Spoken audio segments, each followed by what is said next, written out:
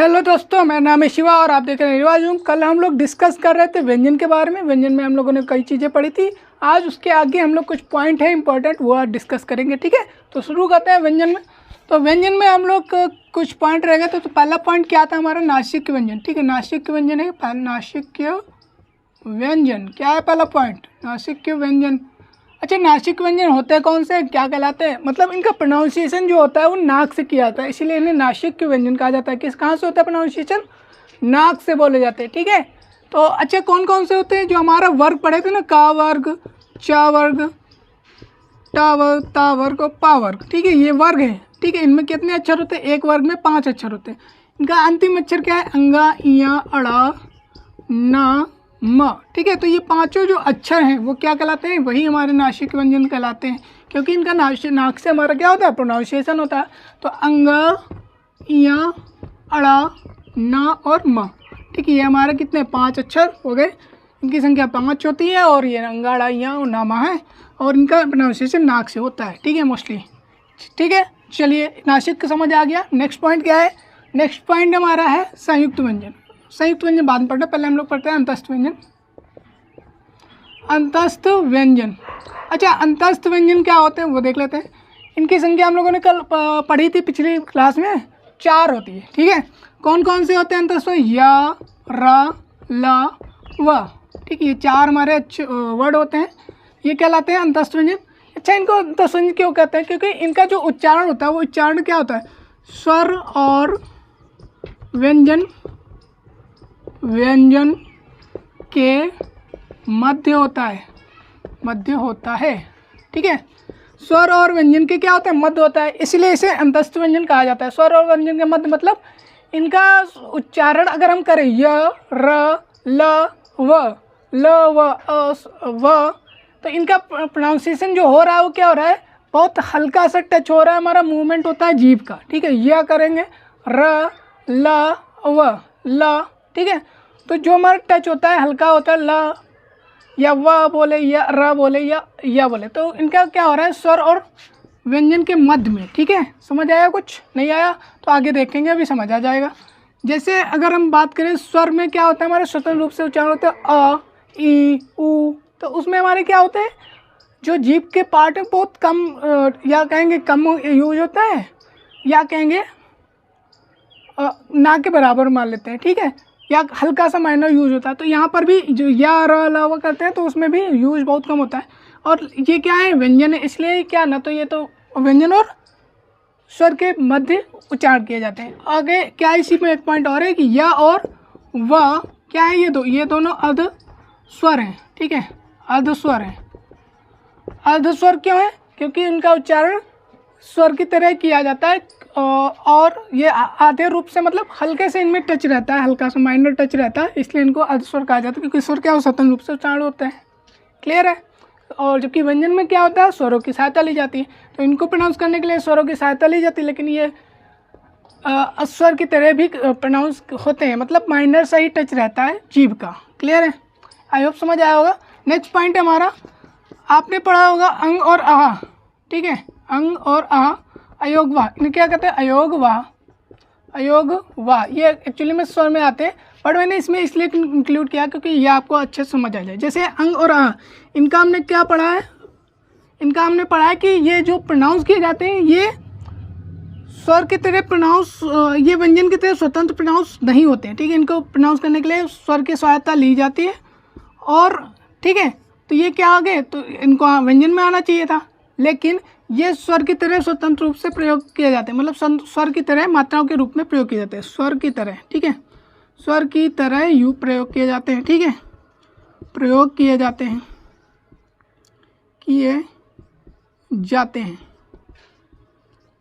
ठीक है, स्वतंत्र रूप से स्वर की सहायता से इनका उच्चारण होता है और स्वतंत्र स्वर की तरह इनका प्रयोग किया जाता है। मतलब ना तो ये व्यंजन ही प्रयोग के होते हैं, ना ही स्वर में आते हैं, इसलिए इन्हें अयोगवाह कहा जाता है। जैसे अगर देखिए इसके प्रोनाउंस करने में, अगर इसको हम लिखेंगे मात्रा के रूप में तो ऐसे मात्रा के रूप में यूज होता है, लेकिन इसको प्रोनाउंस करने के लिए आ की आवश्यकता होती है। इसको मात्रा के रूप में इस प्रकार यूज करते हैं, जबकि इनको स्वर प्रोनाउंस करने के लिए हमको आ की आवश्यकता पड़ती है। ठीक है, समझ गए?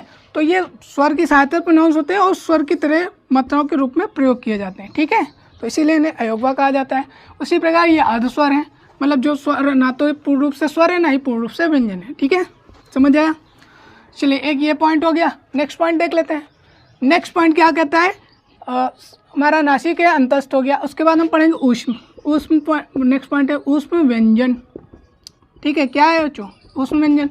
ऊष्म व्यंजन कौन से होते हैं पता होगा, श, स, फ, ह।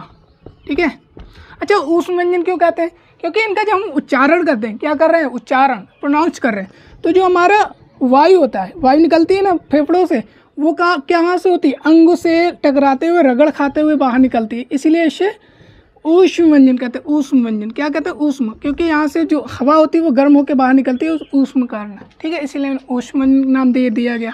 क्लियर है। नेक्स्ट पॉइंट पे चलते हैं। नेक्स्ट पॉइंट है उत्क्षिप्त। उत्क्षिप्त व्यंजन। अच्छा, इसका दूसरा नाम भी एक है, वो कोई किसी को पता हो तो कमेंट करो। उत्क्षिप्त व्यंजन, इसका दूसरा नाम होता है द्विगुण व्यंजन। क्या होता है, द्विगुण व्यंजन। क्लियर है।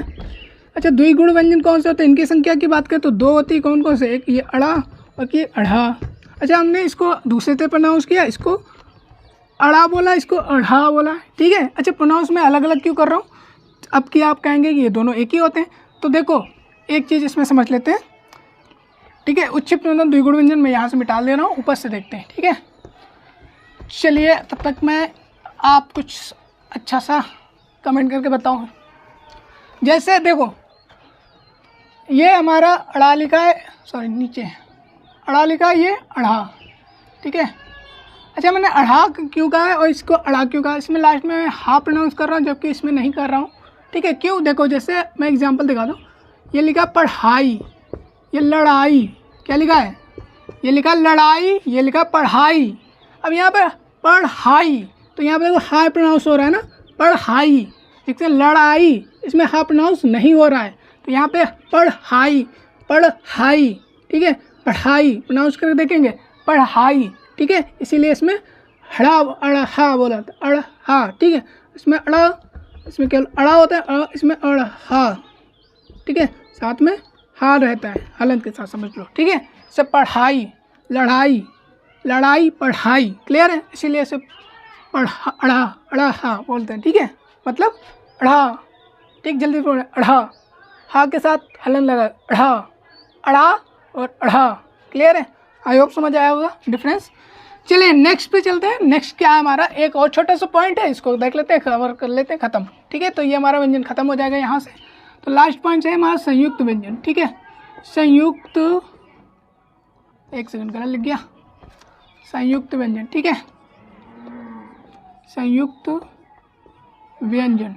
ठीक है, ये क्या होता है, अच्छा इनकी संख्या कितनी होती है, इनकी संख्या होती है 4। कौन कौन से होते हैं, छ, त्र, ज्ञा और श्र।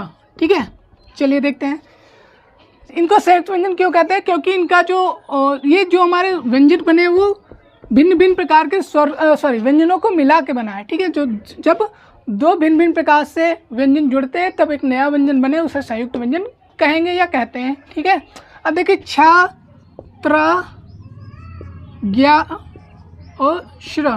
ठीक है, ये 4 हैं, तो बनते कहते हैं। अब छा कैसे बनता है, का धन श सा। ठीक है, सा।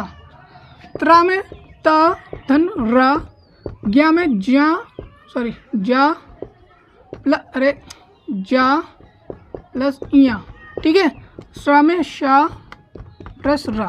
ठीक है, अब देखो एक चीज ये तो आपको समझ आया, छात्रा और ज्ञा। अच्छा, ज्ञा में त्रा और ज्ञा में कुछ चीज़ें वो ध्यान से रखना है। क्या ध्यान रखना है कि त्रा में जो हमारा बनता है यहाँ पे ता में हलंत लगता है, तो लेकिन रा को हम मात्रा के रूप में यूज करते हैं। क्लियर है, और यहाँ पे जो इया है, ठीक है, ज्या और इया, तो इसको हम लोग ज्ञा बोलते हैं, जो कि गलत है। अगर बच्चे को आप सुलेख बोलते हैं, छोटा बच्चा, तो उसको नहीं पता होता कि इसको ज्ञा बोलते हैं, जबकि इसको क्या उच्चारण, सही उच्चारण क्या है, ज्या। ठीक है, क्या सही उच्चारण है, ज्या। ठीक है, ना कि ज्ञा। ज्ञा बोलेंगे तो ये गलत होता है, लेकिन सभी लोग ज्ञा बोलते हैं, नॉर्मल सी बात है। लेकिन आपको सुधार करना चाहिए, क्या बोलेंगे इसको, ज्ञा। ठीक है, ज्ञानी नहीं ज्ञानी। ठीक है, समझे, ज्ञानी।